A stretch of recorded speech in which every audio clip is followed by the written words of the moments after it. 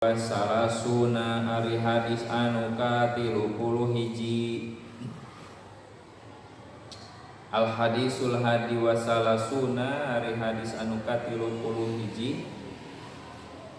An Abil Abbasi tampi ti Abil Abbas Sahl ibni Sa'din as-Sa'idi tegesna Sahal ibni Sa'din as-Sa'idi Rodiya muga tinggalkeun dosa Allah Gusti Allah anhu ti Abil Abbas. Qala nyarios Abil Abbas Ja'a parantos datang Ja'a datang saharojulun hiji lalaki ila Nabi ke Kanjeng Nabi sallallahu alaihi wasallam. Faqala maka ngucap itu si rajul, ya Rasulullah, he Gusti Rasul, dulluni mugi nuduhkeun Gusti ka abdi ala amalin kana hiji amal ida amil tuhu di mana-mana midamel abdi kana itu amal ahabbani maka mika cinta ka kami saha Allah Gusti Allah wa ahabbani sareng mika cinta ka kami saha annasu manusa. Faqala maka nyarios Kanjeng Rasul ijhad kudu zuhud anjeun kudu zuhud di dunia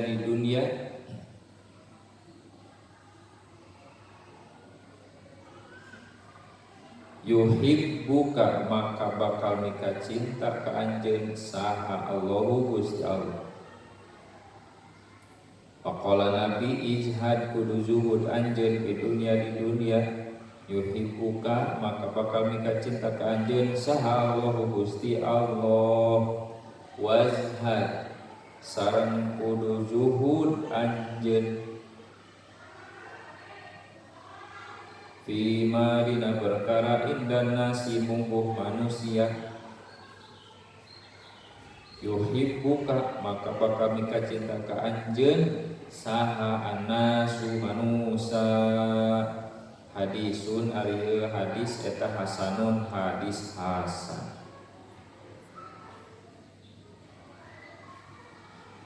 Hadis anu ka-31 ani Abil Abbasi tampi ti Abil Abbas tegasna Sahal bin Sa'id as-Sa'idi radhiyallahu anhu. Qala nyarios Abil Abbas kieu cenah Ja'a datang saharojulun hiji lalaki ila Nabi ke Kanjeng Nabi sallallahu alaihi wasallam. Faqala naros nyarios si rajul ya Rasulullah he Gusti Rasul duluni ala amalin ida amil tuhu ahabani Allah.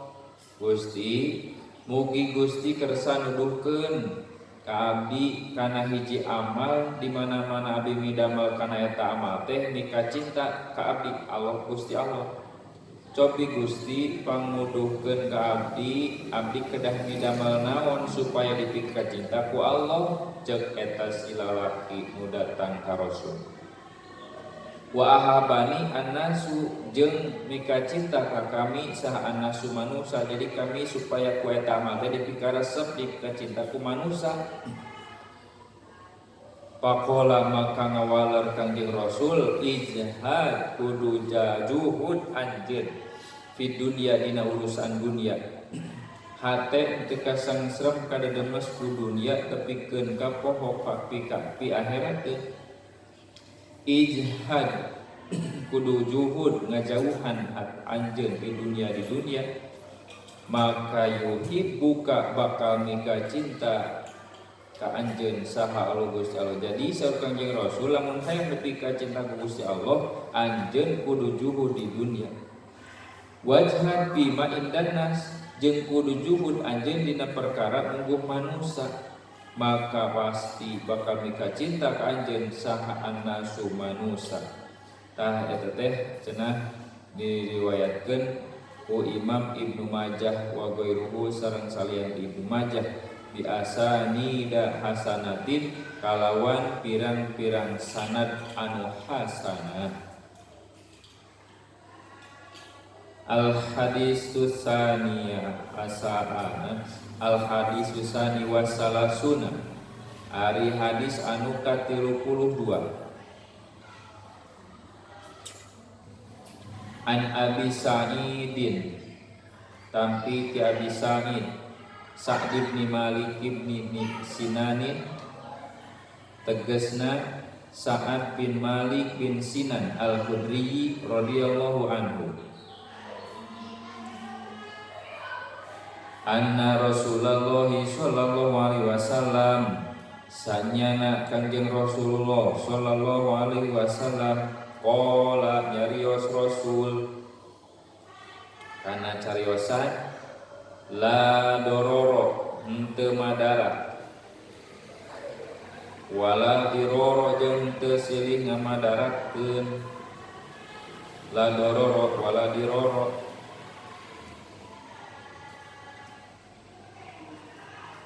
hadisun ari hadis hasanun eta hadis hasan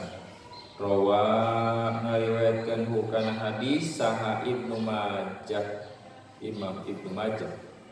wa Daruqutni sareng Imam Daruqutni wa ghairuhuma sareng saliyati Ibnu Majah Daruqutni musnadan bari hadis musnad Ibnu Majah sareng musnad Imam Daruqutni wa rawa sareng ngariwayatkeun hukana hadis saha Malikun Imam Malik fil Muwatta dina kitab Muwatta mursalan bari hadis mursal an Amr bin Yahya tampi ti Amr bin Yahya an abihi Yahya tampi kira makna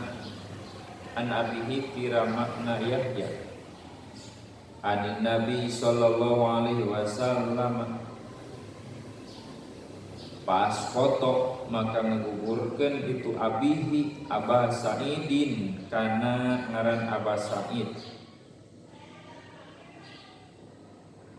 walahu sareng eta tetep kana itu hadis turukun ari pirang-pirang turuk teh perjalanan mun turuk bahasa Jawa mah kasa teh non joran turukun ari pirang-pirang jalan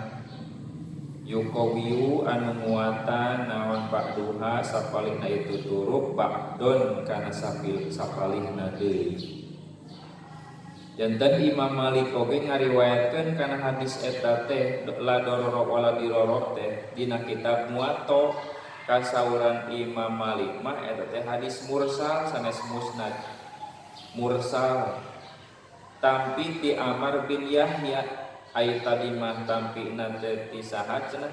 Abi Sa'id ari Imam Malik mah ti Amr bin Yahya ti saha an abihi ti ramakna Yahya anin Nabi sallallahu alaihi wasallam fa asqata mangga ngagugurkeun itu abihi Aba Sa'id dan teu Abi Sa'id cenah dina riwayat Imam Malik mah tapi saha eta Amr bin Yahya an abihi hadisun walahu eta tepikeun hadis turukun mata pisabatna mursal cenah aya pirang-pirang jalan anu muatan sapalihna itu turuk kana sapalihna deui. Al hadisu salisu wasalasuna ari hadis anu ka-33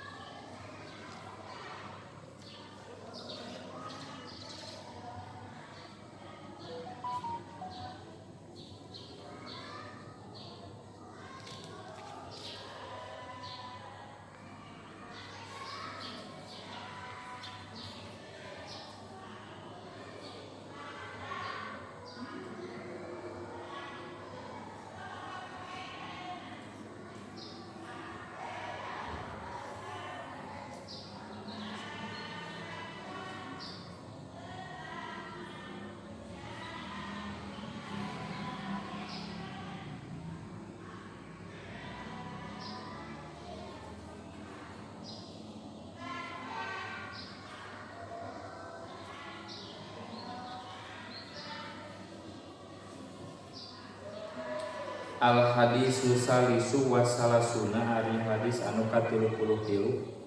an Ibni Abbasin tampi ti Imam Ibni Abbas radhiyallahu anhuma anna Rasulullah sallallahu alaihi wasallam sanyana Kanjeng Rasulullah sallallahu alaihi wasallam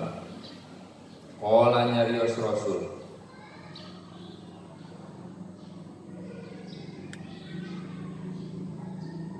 lau yukto lamun seuk dibere kesempatan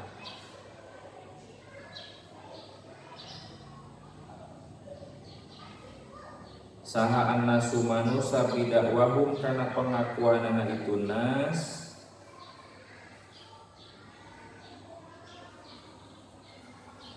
lau yukto lamun seuk dibere kesempatan saha annasu manusa bidakwahum kana pengakuanana itu nas ladda'a maka pasti ngaku saharijalun pirang-pirang lalaki pirang-pirang jalma saharijalun pirang-pirang lalaki amwala qaumin kana pirang-pirang harta na kaum masyarakat wadima ahum sareng kana pirang-pirang darahna itu kaum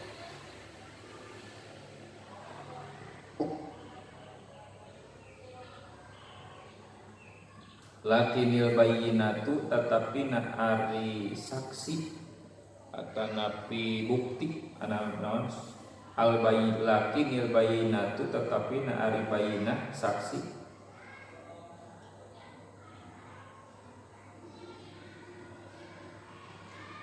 alal muddai eta tetep kajalma anu ngaku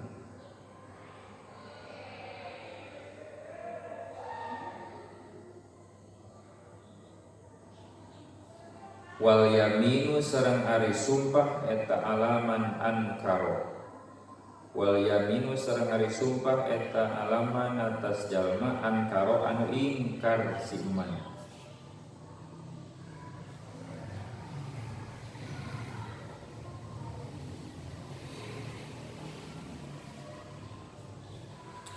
hadisun ari hadis eta hasanun hadis hasan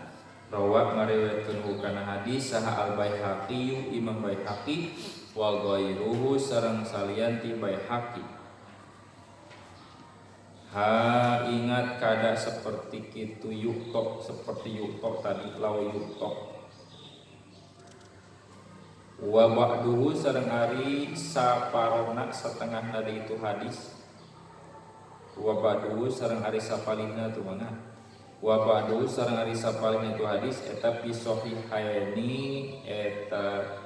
tetep dina kitab sahih 2 tegesna sahih Bukhari sareng sahih Muslim wa ba'duhu sareng ari sapalihna itu hadis eta fi sahihaini tetep dina kitab sahih 2 tegesna sahih Bukhari sareng sahih Muslim hadis anu ka-33 tampi ti Imam Ibnu Abbas radhiyallahu anhu sanyana Kangjeng Rasul kantos nyarios kieu lamun seug manusa dipaparin pangakuan ladda'a diberi kesempatan supaya jadi ngaku karena pengakuan manusia lada pasti maka pasti ngararaku sahari jalun pirang-pirang lalaki amwala kaumin karena pirang-pirang hartana kaum pasti hartana kaum di aku harta batur di aku ieu mah lain cenah hartana uing padahal hartana batur di aku kumanehanana wadima ahum jeung pirang-pirang darahna itu si kaum darahna di aku ieu teh keturunan kuring itu saur Kangjeng Rasul lau yu'tonna subidakwahum lamun seuk diberi kesempatan manusia pikeun ngaku kana itu manusia pasti cenah ngararaku pirang-pirang laki kana hartana batur hartana kaum di aku puguh ke harta nu batur di aku ieu mah nu urang wadimahum sareng turunan darahna di aku eta mah keturunan urang kitu. Lakinil bayinatu ta nu jadi naonana nu pentingna ieu. Nah lakinil bayinatu alal mudai dina nu sanes mah lakinil bayinatu lil mudai eta napi al bayinatu lil mudai wal yaminu alal alaman ankaro. Ari saksi eta pikeun jalma anu ngaku-ngaku sok kadinya ngaku-ngaku. Saksi namana, bukti namana, ngaku-ngaku eta harta urang teh mana buktina? Di aku teh wal yaminu sarengkeun ari anu sumpah eta alaman ankaro ari sumpah ngapikeun jalma anu inkan. Itu cenah eta hadis teh disebutna ngaranna hadis hasan. Al hadisu rabi'u wa salasuna ari hadis anu ka-34. An Abi Sa'id Al-Hudri tapi ti Imam Abi Sa'id Al-Hudri radhiyallahu anhu qala nyarios Abi Sa'id sami nguping kuring Rasulullah kakang Rasulullah sallallahu alaihi wasallam yaqulu bari nyarios Rasul man ari sajalma ro'a anu ningali si man minkum ti antara aranjeun pal yugoyir maka kudu ngarobah maka kudu nyarek maka kudu nyegah itu si man hukana munkar biadihi ku pananganna si man pa ilam yastati maka lamun teu mampu si man pabilisanihi maka kulisana si man dicarek pa ilam yastati maka lamun teu mampu si man pabi qalbihi maka ku hatena si man wadalika sareng hari itu tagir bi qalbi eta adapul iman pang lemah-lemahna kaimanan. Rawa ngariwayatkeun hukana itu hadis saha Muslimun Imam Muslim. Hadis anu ka-34na tampik ti Imam Abi Sa'id Al-Khudri. Imam Abi Sa'id Al-Khudri teh anu katelah kantos ngajampe hiji sahabat anu kaseureud langit. Nyaeta ngajampen Imam Abi Sa'id Al-Khudri teh naon? Nu ngawitan ngajampe aya jalma kaseureud langit berobat ka ditu ka dieu teu cager wae geus ka dokter mana teu cager ka mantri teu cager disuntik teu cager bepeng tah kaseureud langit sampeana sumping we anu ngawartosan tuh cenah ka Imam Abi Sa'id Al-Khudri cobi cenah dijapang ngajampekeun ku Imam Abi Sa'id Al-Khudri saur Imam Abi Sa'id Al-Khudri tah cenah sok cenah ka dieu arek dijampe ku kuring ngan cenah menta doma hiji cek Imam Abi Sa'id Al-Khudri teh sok cenah arek dijampe ngan menta doma hiji. Nah di antawis entos kitu dijampe we ku Imam Abi Sa'id Al-Khudri teh eta jalma anu kaseureud langir bepeng naonana sampeana dicepeng jampean bismillahirrahmanirrahim harita keneh kempes harita keneh lumpat. Pas begitu eta si jalma anu dijampe ku Imam Abi Sa'id Al-Khudri sampeana cager teu riasa lumpat deui wawar aya nu wartosan ka Kangjeng Rasul kamari mah cenah aya hiji jalmi di ubaran dijampe ku Imam Abi Sa'id Al-Khudri sampeana digege langit diseureut ku langit terang langit skorpion kalajengking bepeng kan cager cenah damang harita keneh dijampe ku Rasul di naon di gupaya abdi abasain leres anjeun kamari cenah ngajampe jalmi nu kaseureud langit mohon cenah Gusti kunaon anjeun kamari ngajampe tepet bisa langsung cager kitu ku Fatihah cenah Gusti Fatihah di saha terang anjeun kana Fatihah kanti Gusti nah cek Kanjeng Nabi bagian atuh kami kapan tiasa Fatihah nageti kami saur Kanjeng Rasul tah eta diantawisna langsung harita keneh ku bacaan Fatihah Imam Abi Sa'id Al-Hudri ngajampe jalma anu kaseureud langit harita keneh cager lumpatan deui da jampe na jampe sahabat atuh ciduh sahabat diusapkeun harita kempes harita lompat deui harita seukeut dijabah ku Allah Subhanahu wa taala matak duikeun kayeuna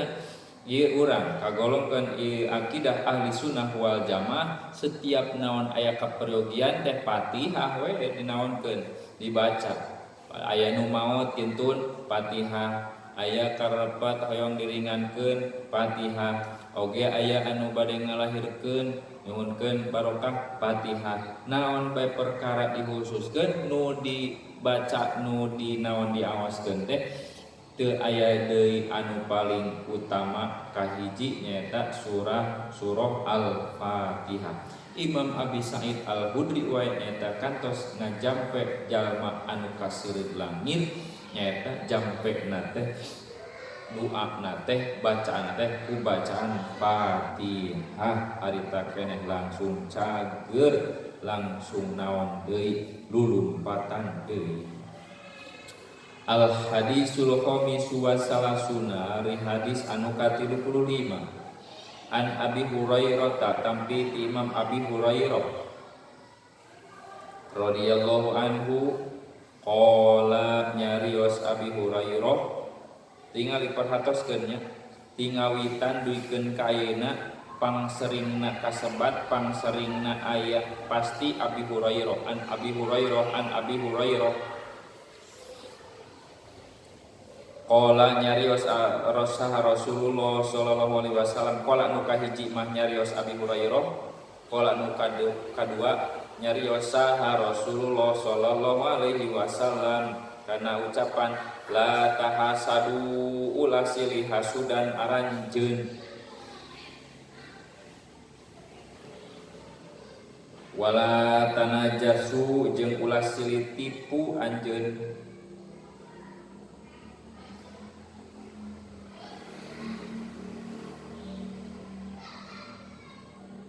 wala tabagodu jeung ulah silih baeud dan aranjeun ulah silih baeud pabaeud komo pabaeud wala tadabaru jeung ulah silih tukangan nyata silih jebengan aranjeun wala yabi jeung ulah ngajual sahabat dukum sawarehna aranjeun ala bai ibadin kana perkara jualan sawareh kana barang jualan sawarehna deui wa kunu sareng bukti aranjeun ibadallahi jadi hamba-hamba Allah wa kunu sareng bukti aranjeun ibadallahi hamba-hambana Allah ikhwanan eta anu jadi dulur al muslimu ari jalma muslim eta akhul muslimi dulur jalma muslim deui la yadlimuhu maka ulah ngadolim itu jalma Islam ka Islam deui jalma muslim ka muslim deui walayah duluhu jeung ulah ngahinakeun urang Islam ka Islam deui jamaah muslim ka muslim deui walayah tiruhu jeung ulah ngahinakeun muslim ka muslim deui At-taqwa ari taqwa hahuna eta di dieu. At-taqwa ari taqwa hahuna eta di dieu. Wa yusiru sareng isyarah Kangjeng Nabi ila sodrihi kana dadana Kangjeng Nabi, kana hate nu ditlakkeun dada Kangjeng Nabi. Salah sama roti bari tilu wihan. Kieu haguna teh Kangjeng Nabi ditingali. Haguna kieu tah at-taqwa ari taqwa teh haguna cek Kangjeng Nabi tah. Haguna eta di dieu. Wa yusiru sareng isyarat Kangjeng Nabi ila sodrihi kana hate nu ditlapkeun dada Nabi salah sama rotin haguna haguna haguna. Di dieu taqwa macam dina hate. Bihasabi mriin kalawan ngitung hiji jamak minasyari tina kagorengan. Bihasabi mriin kalawan ari ngitung na hiji jamak minasyari tina kagorengan. Eta ayah kiro yen ngahinakeun si jalma ahohu kadulurna si jalma muslimah anu muslim. Kulul muslimi ari saban-saban muslim alal muslim ka muslim deui eta haramun haram naon damuhu darahna muslim wa maluhu sareng hartana muslim wa irduhu sareng kahormatanana muslim. Rawa ngariwayatkeun hukana hadis sah muslimun imam muslim.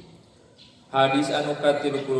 tampi ti Abi Hurairah radhiyallahu anhu qala Abi Hurairah nyarioskeun qala ngadongengkeun qala Rasulullah sallallahu alaihi wasallam la tahasadu kade cenah ulah silih hasudan. Aranjeun wala tajasasu ulah wala tanajasu ulah silih tipu wala tabagodu ulah silih baeudan wala tabagodu ulah silih baeudan ulah pabaeud-baeud la wala tadabaru sareng ulah patukang-tukang ulah ngajebian wala yabi jeung ulah ngajual aranjeun kana barang anu sawarehna deui. Itu cenah ulah ngajual barang batur kanu sawareh deui kanu sawarehna deui. Wa kunu sareng kudu bukti anjeun kudu jadi anjeun ibadallahi hamba-hamba Allah ikhwanan eta jadi dulur. Al muslimu ahul muslim ari muslim eta dulur muslim deui muslim jeung muslim dulur dina sapapada akidah saakidah. Aya dulur anu saakidah saagama, aya dulur anu sapapada manusa itu papada manusa sami. Tah dulur papada manusa mah luas. Agama naon wae, Kristen, Protestan, Hindu, Buddha eta ge dulur dina pada naon? Pada kemanusiaan. Aya dulur saagama, aya dulur dina kemanusiaan.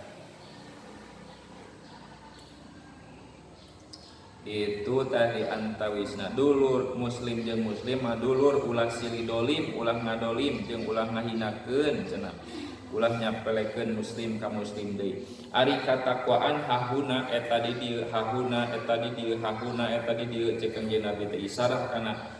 hate kana dada Kangjeng Nabi kalawan tilu balikan. Itu cenah bihasabi mriin ari ngahitung na hiji jalma tina kagorengan eta ayah kiro yang ngahinakeun si jalma ahohul muslimah kadulur anu muslim. Kulul muslimi ari saban-saban muslim alal muslimi ka muslim deui haramun eta haram darahna haram wa maluhu haram nawana hartana haram wa irduhu sareng kahormatanana. Jadi muslim jeung muslim kudu saling ngajaga darahna jeung hartana oge kehormatanana. Al hadisu sadisu wa salasuna wallahu alam bissawab.